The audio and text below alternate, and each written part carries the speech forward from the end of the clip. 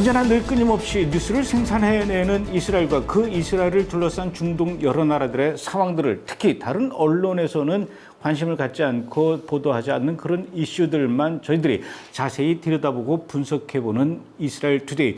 오늘도 역시 뉴스를 전해주시는 김소미 씨와 또 분석해주시는 브레드TV의 중동 전문 분석요원이신 조현영님과 함께합니다. 어서 오십시오. 네, 안녕하십니까. 먼저 지난 한 주간 이스라엘에서는 어떤 일들이 있었는지 간추린 뉴스부터 만나보시죠. 지난 한 주간 이스라엘과 중동 소식입니다. 5월 16일 이스라엘 대법원이 예루살렘 올드시티의 케이블카 설치를 중단하는 청원을 만장일치로 기각했습니다. 대법원은 정부가 추진한 과정에 문제가 없었다고 기각 사유를 밝혀 대법원 판결에 따라 케이블카 사업이 예정대로 진행될 것이라며 이스라엘 당국은 밝혔습니다. 5월 18일 이스라엘이 우크라이나에 방탄 헬멧과 조끼 등의 보호 장비를 보냈습니다. 국방부는 이날 성명을 통해 우크라이나 긴급 대응 서비스와 민간 조직을 위해 방탄 헬멧 2,000개와 조끼 500개를 보냈다고 밝혔습니다. 같은 날 라그 바오메르 축제를 기념해 초정통파 유대인들이 이스라엘 북부 메론산에 모였습니다. 1년 전 45명이 숨진 압사 사고로 인해 이번 축제는 규모가 다소 축소됐고 참석자들의 안전을 위해 약 8,000명의 경찰이 주변에 배치됐습니다. 5월 20일 최근 유럽과 북미에서 감염 사례가 잇따르고 있는 원숭이 두창이 이스라엘에서도 처음으로 공식 보고됐습니다. 최근 서유럽을 여행하고 귀국한 이 남성은 원숭이 두창 의심 증세로 텔아비브 병원을 찾았고 검사 결과 양성 반응이 나왔습니다. 이번 사례는 중동 전체에서 처음으로 공식 보고가 나온 것이며 해당 남성은 안정적인 상태로 격리 치료를 받고 있는 것으로 알려졌습니다. 5월 21일 연립정부 지지 철회를 선언했던 메레츠 소속의 리나이 조아비 의원이 이틀 만에 결정을 번복하면서 연립정부에 남아있기로 했습니다. 이번 결정은 야이르 라피드 외무장관과 여러 내각장관 및 시장들이 의원과 만나 조아비 의원이 연정에 복귀하는 조건을 논의한 이후 나왔습니다. 조아비 의원은 19일 최근 연립정부가 아랍 시민들을 무시하는 극우파적 결정을 많이 내렸다며 연립정부에 대한 지지를 철회한 바 있습니다.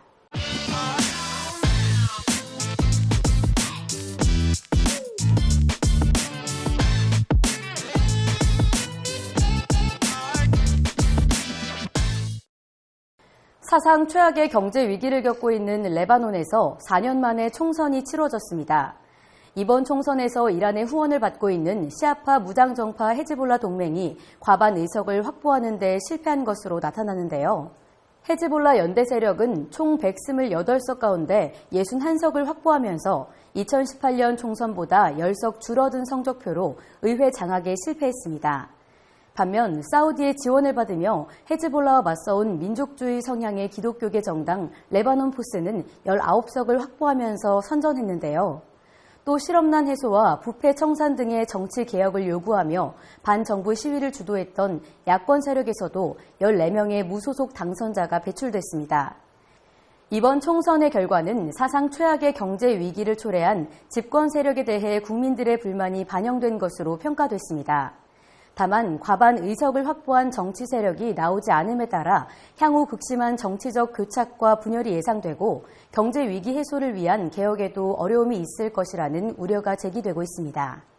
자, 오늘 이제 본격적인 그 첫 번째 이슈부터 들여다보는데 이스라엘 바로 이쪽에 있는 레바논 문제부터 좀 얘기를 해보도록 하겠습니다. 지금 레바논이 사상 최악의 경제난을 겪고 있다고 하는데 어느 정도입니까? 예, 경제 위기는 지난 2019년부터 시작이 됐는데요. 사실상 여기다가 이제 결정타를 날린 게 2020년 베이루트 항구 폭파 사고거든요. 사고 이후로 사실상 붕괴 상태로 완전 전락했는데요. 당시 월스트리트저널 보도에 따르면요, 기준 실업률이 40%, 물가가 400%가 인상을 했습니다. 그러니까 빵, 설탕, 식용유 등의 이제 인플레이션이 생필품 사재기가 엄청나게 늘어났고요. 그러니까 아무래도 경제가 이제 흉흉하다 보니까 이제 절도 참사는 전년 대비 62% 늘어났고요. 그다음에 월간 최저임금인데 월간 기준으로 최저임금이 월 450달러, 그러니까 우리나라 한화랑 51만 원에서 35달러, 그러니까 4만 원으로 월 최저임금이 이제 하락을 했다고 합니다. 그래서 이른바 중상층 주민들 이제 식탁에는 고기와 생선, 닭고기가 이제 완전히 사라졌고요. 유엔 식량기구의 보고에 따르면은 레바논 국민들의 절반 이상이 식량을 걱정한다라고 얘기했고, 그다음에 세계은행은 레바논 참사 이전의 경제 수준을 회복하는데 적어도 12년에서 19년이 걸린다라고 추정했습니다. 저는 그냥 단순히 레바논에서 활동하고 있는 헤즈볼라 조직이 이란이 지원하고 있는 테러 조직 정도로만 알고 있었는데 이 헤즈볼라가 레바논에서의 정치적 위상이 전체 의석의 절반을 과반 의석을 노릴 만큼 그렇게 위상이 큰가 보죠? 예, 이번 총선 결과에서는요, 전체 128석 중에서 61석을 확보했거든요. 그 과반 65석에 4석 모질라는 이제 이른바 과반 확보에는 실패를 했는데 2018년 치러진 총선에서는 71석을 얻어서 10석이 줄어든 꼴이 됐죠. 오히려 헤즈볼라는 기존의 테러를 통해서 기존 질서를 해체하는 도전자에서 이미 기득권 세력화가 되어버린 이제 덩치가 큰 조직이 돼버렸죠. 물론 그 뒤에는 굉장히 그 이란의 적극적인 지원이 있었겠죠. 예.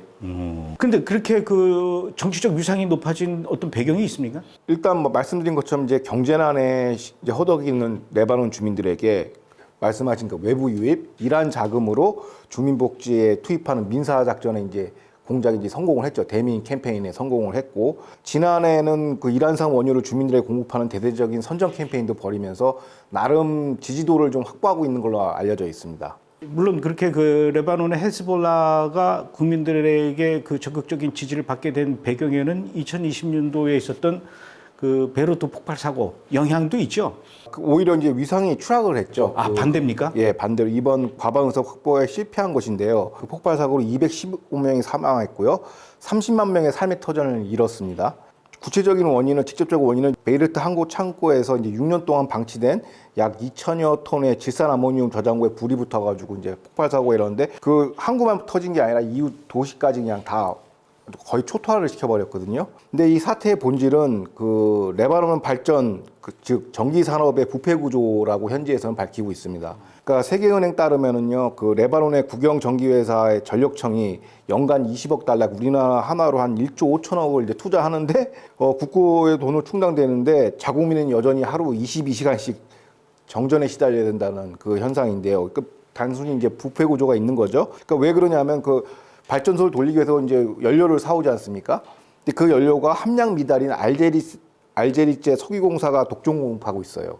그게 무슨 얘기냐면, 그러니까 경쟁 입찰을 통해서 원유를 확보하는 게 아니라 그냥 2005년부터 알제리 석유공사한테 독점 공급하니까 이 품질 체크가 안 되는 거예요, 선적 과정에서. 근데 문제 이게 왜 부패랑 연결됐냐면, 이런 독점 계약에 이제 리베이트나 부패가 있지 않습니까? 그 최대 수혜자가 뭐냐면 대통령이 소속돼 있는 자유애국운동본부 FPM당 아운 대통령 그 당과 관련이 있다고 합니다. 부패 사슬이 2009년부터는 이제 레바논 에너지부를 이제 장악하고 있고요. 이 자유애국운동본부당이 그래서 이제 왜 문제가 되냐면 시아파의 그 헤즈볼라랑 연계가 돼 있어요. 일단 차후에 말씀드리겠지만. 그 레바논의 그 정파 분석이 좀 복잡하거든요, 정치 지형이. 그래서 이게 서로 공생관계로 하면서 독점적인 원유를 받으면서 리베이트를 챙겼다는 게 부패 혐의가 드러났습니다, 최근에. 그래가지고 그거에 이제 국민들의 공분을 산 것이죠. 지금까지 들어본 얘기만 바탕으로 해도 과반수 65석에서 4석이 모자라는 61석. 61석 받은 것도 대단한 거네요, 그러면은. 그렇죠. 그만큼 이제 구세력에 대한 이제 환멸.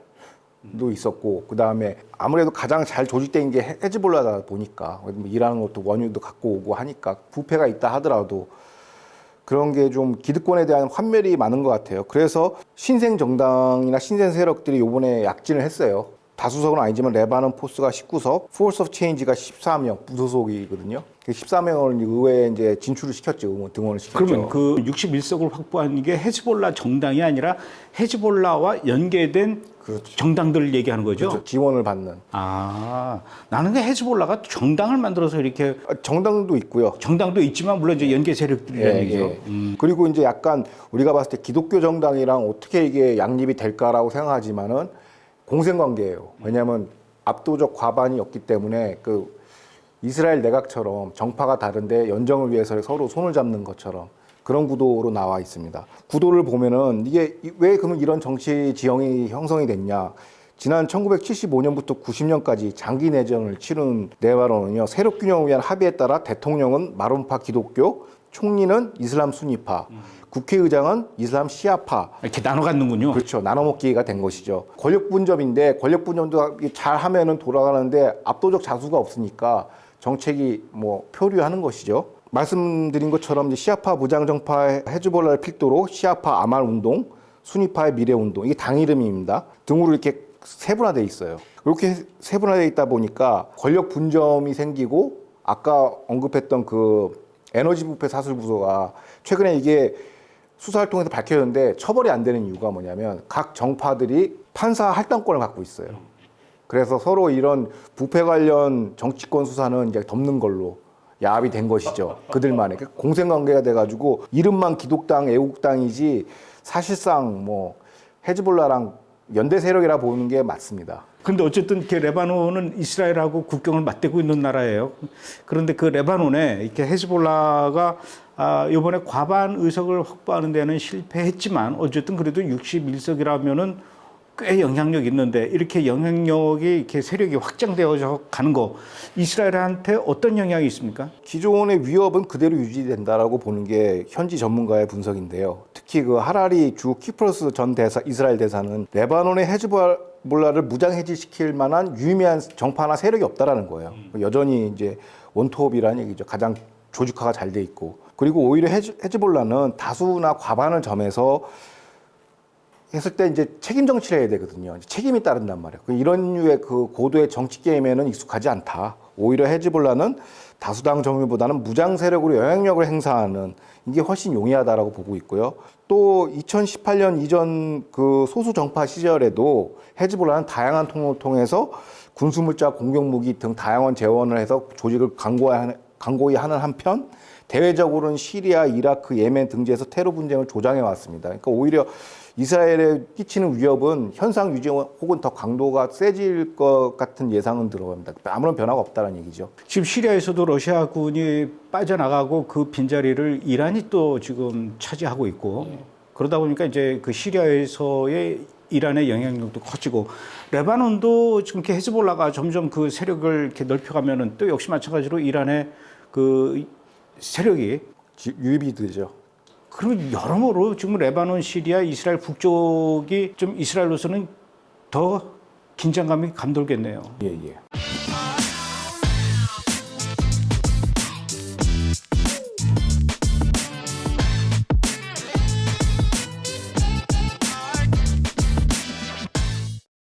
자, 이제 두 번째 이슈 또 알아보도록 하겠습니다. 지난 5월 11일 이스라엘군의 팔레스타인 폭동 진압 중에 희생된 한 팔레스타인 소년의 유서가 공개돼 화제가 되고 있습니다. 소년의 유서를 공개한 이스라엘 하요문 충격적인 내용으로 도배된 유서가 테러를 조기 교육시키는 팔레스타인 교과과정의 결과라고 지적했습니다. 소년이 다닌 학교의 교과서에는 폭력선동, 유대인 혐오, 팔레스타인 해방이 이슬람교도의 의무라는 내용과 더불어 여러 자극적인 내용이 수록돼 있었는데요.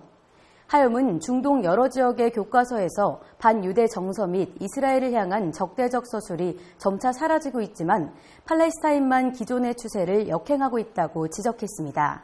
지난 5월 11일 폭동 진압 과정에서 이스라엘 군인한테 숨진 팔레스타인 소년 누굽니까? 공교롭게 이제 그 지난 11일 날 그 알자지라 여기자 사망 사건과 같은 날에 숨져가지고 언론의 대대적인 주목을 좀 덜 받았는데요.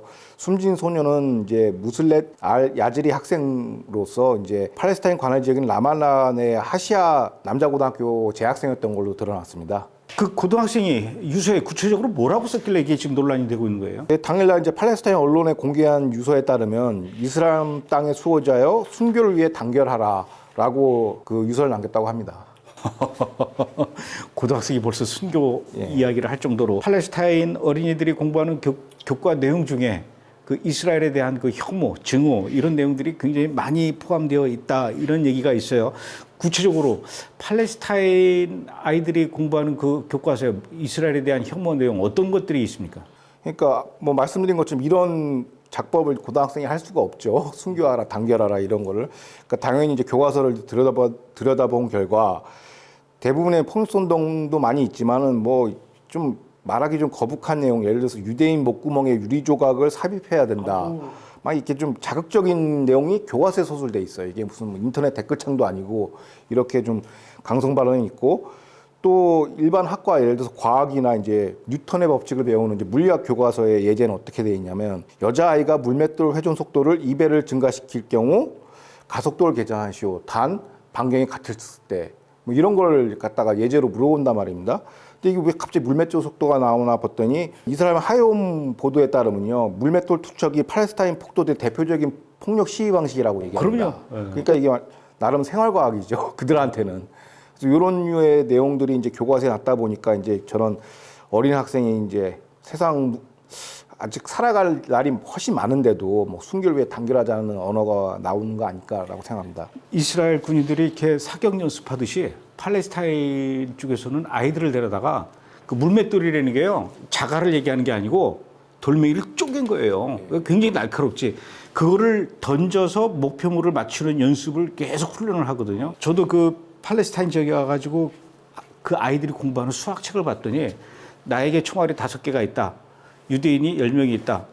한 발에 1명씩 쏘면은 나머지 몇 명이 살아있을까? 이게 수학 문제예요. 아이들한테 이렇게 이런 것들을 가르치니 그리고 그것이 교과서로 이렇게 정리되어 있더니 참 기가 막힌 노릇인데 그런데 이렇게 가르치는 거, 이 팔레스타인만 그러는 겁니까? 아니면 다른 중동 나라들도 이렇게 가르칩니까? 관련해서 이제 교과서만 전문적으로 분석하는 임팩트 세이라는 연구소에서 전수조사를 했거든요. 그러니까 사우디, 아랍에미리트, 카타르, 그다음에 팔레스타인 자치기구를 조사를 했는데 과거에는 이제 사우디, UAE, 카타르도 약간 반유대 정서가 있었는데 요즘에는 적대적 소설이 점차 사라지는 추세라고 합니다. 아, 그게 내용이 많이 없어지는 거예요? 없어지고 있는 게 왜냐하면 이게 반유대로 끝나는 게 아니라 그 극렬 테러리스트로 연결되니까 이게 좀 어렸을 때 폭력을 주입하거나 조장하게 되면 이게 성인이 돼서 테러리스트로 이제 발전될 가능성이 있어서 아예 그런 표현이나 폭력적인 내용을 이제 삭제하는 추세인데 유독 팔레스타인 당국이 출판한 교과서만 반유대주의 이스라엘 폭력 반 서술이 이제 강화되고 있고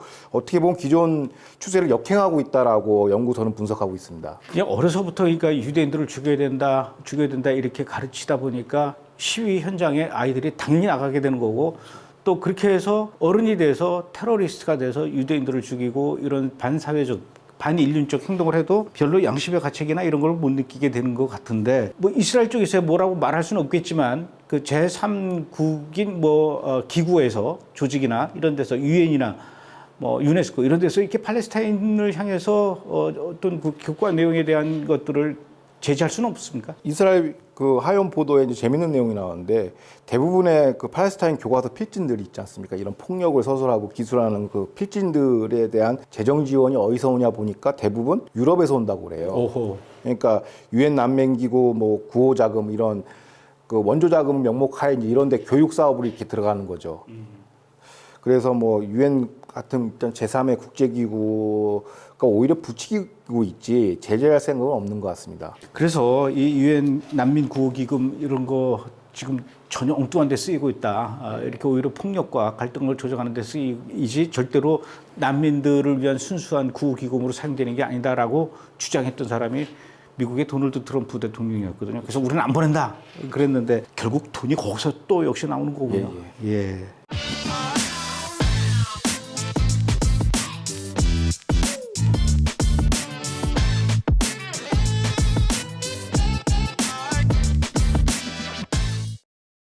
자, 이제 세 번째 이슈 또 알아보겠습니다.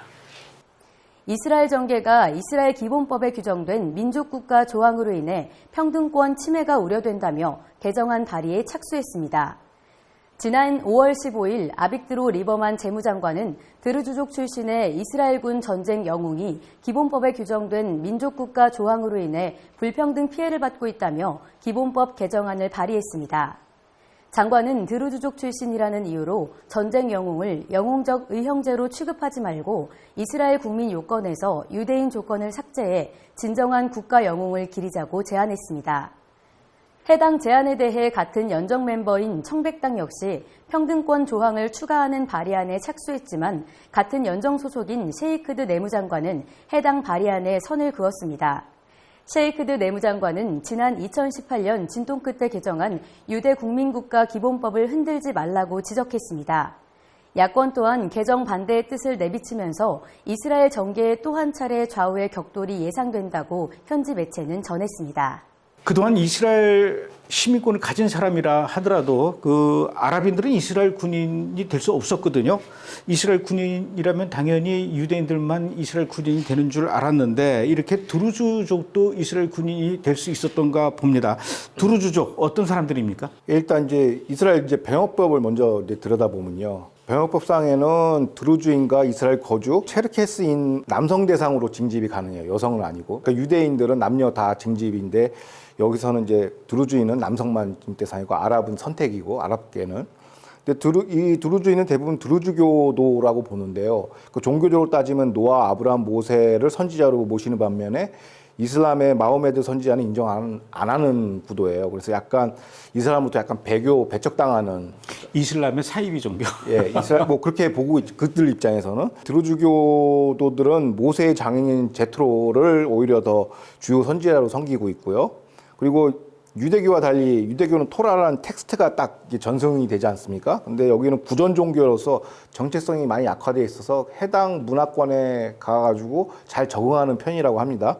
그러니까 전 세계에 한 80만에서 200만 명으로 추정하는데 이스라엘 내 드루즈족은 한 14만 명으로 되는데 대부분 경찰 간부, 군 장성, 대학 교수, 외교관, 이제 주류 전문직에 많이 진출한 걸로 알고 있습니다. 그런데 드루즈족 출신의 이스라엘 군인 엘딘 중령이라고 그러더라고요. 이 엘딘 중령이 전사한 것이 왜 민족 국가 조항에 의해서 불평등을 받고 있다 이런 얘기가 나오는 겁니까? 이스라엘 헌법에 적혀 있는 그 유대 민족 국가라는 말과 엘딘 중령의 전사 어떤 관계가 있습니까? 그러니까 최근에 이제 건국절 맞이해서 이제 신원이 최초로 공개된 엘딘 그 중령인데요. 2018년 가자 지구에서는 비밀 코버트 오퍼레이션, 그러니까 비밀 작전 수행 중 전사를 했어요. 근데 그분이 드루즈족 출신인데 전사하기 직전에 채널 13 뉴스와 이제 인터뷰에서 뭐라고 얘기했냐면 유대 민족 국가 조항에 대해서 좀 약간 비판적인 시각으로 말씀하셨습니다. 국가를 위해 목숨을 버릴 준비가 되어 있으나 유대인이 아니란 이유만으로 2등 시민 취급을 받았다라고 약간 불편한 기색을 좀 내비쳤습니다. 그러고서 이제 전사를 하셔서 이제 좀 현지에서 화제를 좀 모으고 있죠. 그 이스라엘 정보 당국이 군 당국하고 정보 당국이 그 대가자전을 치를 때 작전을 할 때 그 가자지구 안에 그 이스라엘 군인들을 침투시켜야 되는데 외모상으로 드루즈족은 팔레스타인 사람들하고 별 차이가 없거든요. 그래서 그런 사람들을 많이 이렇게 보내요. 그러다가 이제 전사를 했는데 이 문제를 두고 그 이스라엘의 리버만 재무장관이 기본법 개정안을 발의했다고 하는데 이게 지금 이스라엘에서 논란이 되고 있어요. 기본법 개정, 그러니까 유대 국민국가인데 여기서 유대를 빼자는 얘기죠. 그러니까 뭐냐면 이제 리버만 장관은 드루족, 그러니까 소수자 출신한 이유로 상투적으로 영웅적 의형제 혹은 전우라고 공치사하는 대신에 이스라엘 국민 요건에서 유대를 삭제해서 국가 영웅을 제대로 기리자라고 주장을 하면서 이제 법안 발의를 이제 예고했죠. 근데 이제 같은 연정 멤버인 청백당 역시 그러면 이런 불평등이 문제라면은 평등권 조항을 추가해서 발의하자 기본법에다가 하고 베네트가 속히는 야민라당 정당의 내무장관 있잖아, 셰이크 내무장관은 우리는 이제 비토할 거다 그 법안에 대해서. 왜냐하면 그 이유가 있어요. 이게 이 유대 국민국가 조항이 오래전에 만들어진 게 아니라 2018년에 개정이 됐는데 굉장히 진통 끝에 개정이 됐어요. 유대를 넣냐 말냐, 유대를 그 조항에 넣을 것이냐 말 것이냐 가지고서 굉장히 치열한 논쟁이 있었는데 결국에 넣어서 이제 합의가 됐거든요. 그래서 이제 이쪽은 이제 반대하는 거. 왜냐면 야민야당은 민족주의 노선이다 보니까 같은 연정이다 하더라도. 근데 이거에 대해서 이제 반대론도 만만치가 않아요. 그러니까 대표적으로 이제 채널 14 방송에서 이제 논평을 냈는데 뭐라고 했냐면 리버만 장관이 언급하는 소수자에 대한 불평등은 존재하지 않는다. 그러니까 이스라엘 내 불평등이 존재하지 않는다. 왜? 이스라엘은 소수자에 대한 기본권을 보장할 뿐만 아니라 의료권 모든 권위에 대해서 유대 시민과 동등한 대우를 받고 있다. 그러니까 사실상 이제 기본권 이게 문제가 안 된다라는 거예요. 그러니까 실질적인 시민들 입장에서는 이론상으로는 그렇죠. 그런데 그 유대가 들어갔다는 게 이제 문제가 이제 그게 이제 어떤 시비의 대상인데 이제 우리의 그 반대 그 야권 수장이신 이제 네타냐후 전 총리는 뭐라고 하냐면 연정의 목표는 전쟁 영웅 치사 혹은 소수자 인권이 아니다. 유대 국민국가 조항이 왜 중요하냐면 그 조항에 근거해서 하위법인 알리아법이 나오거든요. 근데 그러면 알리아법의 법적 근거를 훼손시키면은 이제 유대인을 그러니까 리턴 컴백홈을 못 하는 거예요. 그리고 오히려 무슬림 난민을 유입해서 유대 정체성을 파괴하는 책동이라고 비판하고 있습니다. 그런데 지금 그 이스라엘은 연정을 유지할 수 있는 그 과반수 의석 61석 이하로 지금 돼 있단 말이에요. 이런 상황에서 리버만 재무장관이 발의한 법안이 통과될 수 있습니까? 그러니까 현지 이제 TOI의 분석 기사를 이런 거 참조해 보면은 기본법에 속한 이제 헌법 개정은 이제 애시당초 연정 합의 위배 사항이라 해서 통과 가능성이 좀 작고, 두 번째가는 이 기본법 개정, 그러니까 준헌법 개정은 과반수를 확보해야 개정이 가능하다고 합니다. 근데 지금 연정이 61석 미만으로 떨어져서 지금 위태위태한 상황이고, 항상 이제 그 연정 해체의 불안에 노출되어 있기 때문에 사실상 이걸 진전시키는 거는 불가능하다라고 현지 언론은 분석하고 있습니다. 그래도 어쨌든 앞으로 이스라엘 정부 굉장히 큰 소용돌이에 또 빠질 것 같은데 베네트 정부 앞으로 어떻게 될 것 같습니까? 이 사안에 대해서 들여다보면은 재무장관 출신이거든요. 이제 이 양반이 베이테이노당 출신이에요. 그게 뭐냐면은 약간 우리로 치면 약간 세속적 보수주의 정파 노선이란 말이에요. 근데 이런 사람이 갑자기 이런 거를 원론적인 문제를 제기하니까 다들 좀 저도 의아해했거든요. 어울리지 않는다는 얘기죠. 그렇죠. 근데 들여다보니까 이 관련 정당이 구소련에서 이주해온 지지자들이 많아요. 그러니까 다 비유대인 출신이니까 일종의 민원 해결 차원에서 이제 그 엘딘 중령을 이제 하나의 그 아우라로 사용한 것이죠. 그러니까 이게 뭐냐면, 그러니까 베네트 총리의 지도력 부재로 이제 중구난방으로 막 민원 제기가 되는 거예요. 왜냐하면 이 연정이 장기화되지 않을 거라는 확신 때문에.